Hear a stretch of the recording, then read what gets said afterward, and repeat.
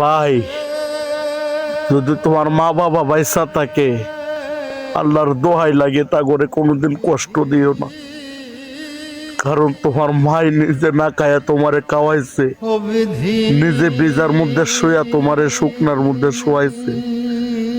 আর তোমার বাবা দিন রাত 24 ঘন্টা পরিশ্রম করে তোমারে বড় করছে খুব কষ্ট করে।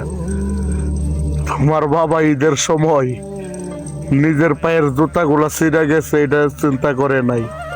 তোমার আইনে এক জোর ভালো জুতা কিনা দিছে। নিজের শার্টটা ছিঁড়ে গেছে, এটা চিন্তা করে নাই। তোমার আইনে একটা ভালো পাঞ্জাবি কিনা দিছে। নিজের লুঙ্গিটা ছিঁড়ে গেছে, এটা চিন্তা করে নাই। তোমার আইনে একটা ভালো প্যান্ট কিনা দিছে। আর তাগর মনে যদি তুমি কষ্ট দাও, তাহলে মনে রাখো দুনিয়াতেও শান্তি পাইবা না, পরপারেও শান্তি পাইবা না।